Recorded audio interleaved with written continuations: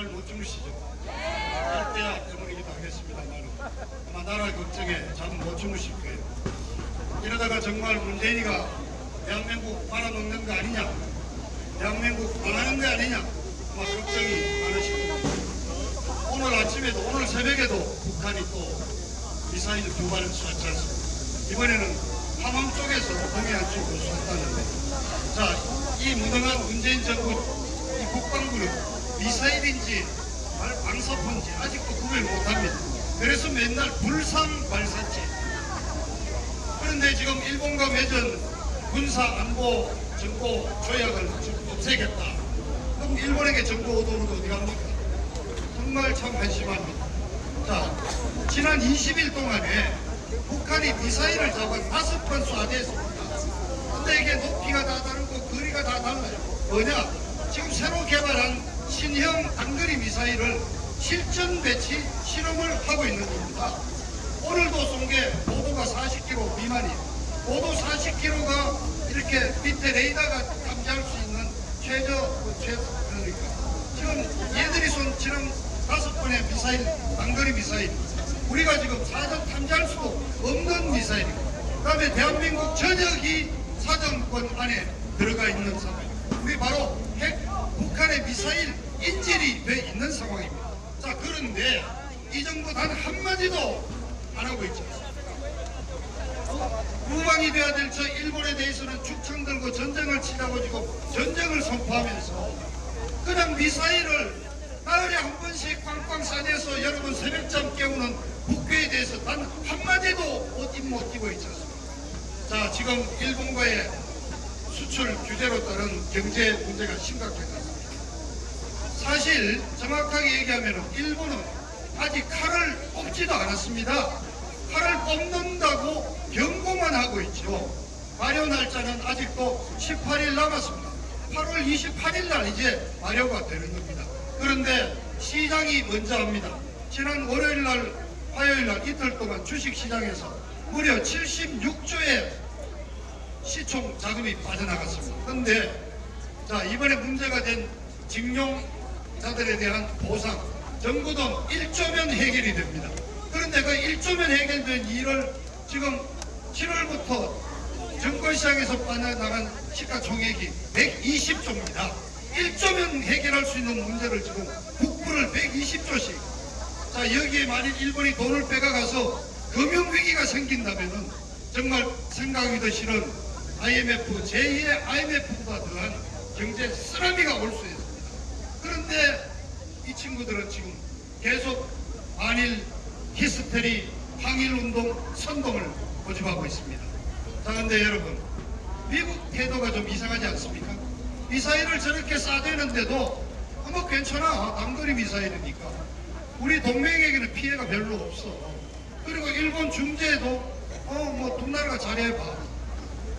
자, 저는 그 이유의 하나를, 그동안 이 문재인 정부가 들어서는 이제 미국을 얼마나 사실은 배신 때리는 짓을 해왔습니까?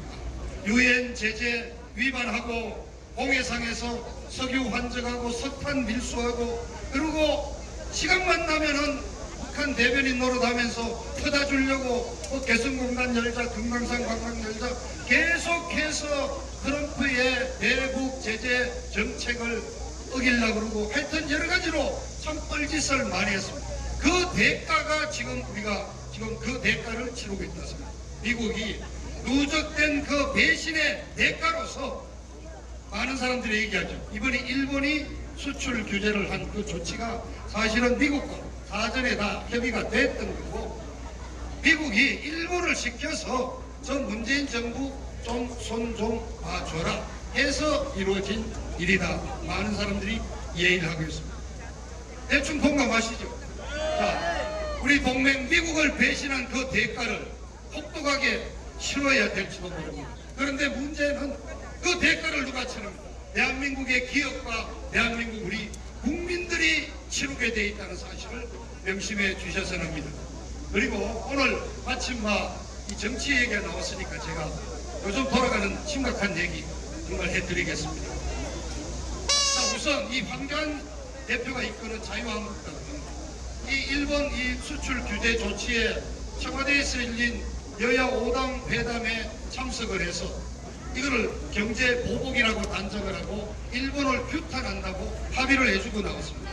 그리고 며칠 전부터 전국에 있는 자유한국당 국회의원 사무실 앞이나 당협위원장 사무실 앞에 일본의 경제보복 규탄한다는 프랑카드가 지금 걸리고 있습니다. 아니 지금 야당이 이걸 해가 됩니까?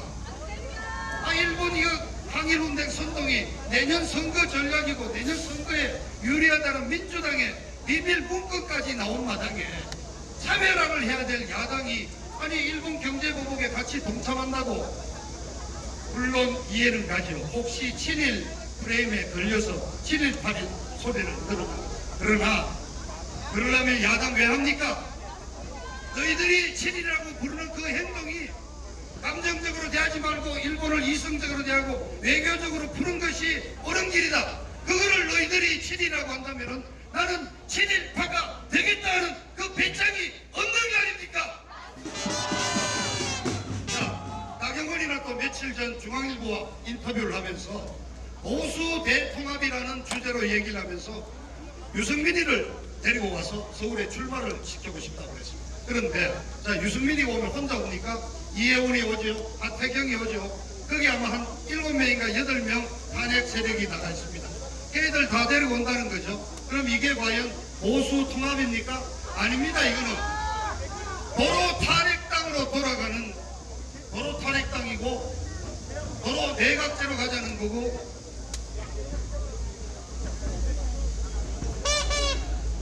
자, 이렇게 되니까 지금 자유한국당 인기가 뚝뚝 떨어지고 있습니다. 그래서 심지어 자, 이제 벌써 비대위원장 체제로 가야 된다는 얘기가 나옵니다.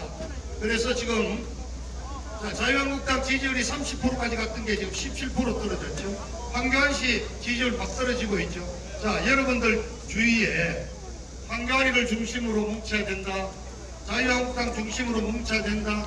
거기에 가면은 보수 분열이다. 우파 총질하지 말자던 사람들이 많이 계셨을 거라고 합니다. 그런데 자, 들으셨잖아요. 도로 한국당 가자는 나경원 원내대표의 그 자유한국당 여러분 그 중심으로 모여야 되겠습니까?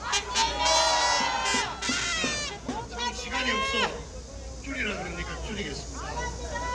자유한국당이 정말 과감한 인적 청산이 없는 한 자유한국당을 중심으로 우리 보수 세력이 뭉치기가 아예 처음부터 불가능하게 됐어요. 그래서 정말 여러 차례 말씀드렸지만 적당한 시점에 자유한국당을 해체하고 새로운 이 태극기 세력을 중심으로 하는 새로운 확실한 자유민주체제 신당이 나와야 된다고 저는 생각합니다. 아마 9월 추석 지나고 나면은 추석 민심을 반영해서 9월 말경에는 과감한 어떤 정계 개편의 단초가 보이리라 생각합니다. 그리고 8.15 날 정말 우리 드디어 합쳤습니다. 그날 다 나오셔야 합니다. 그럴 수 있는 사람 소리 손잡고 나오셔야 합니다. 이 문재인 정부를 종식시키는 기폭제를 8월 15일 날 만들어 내셔야 합니다.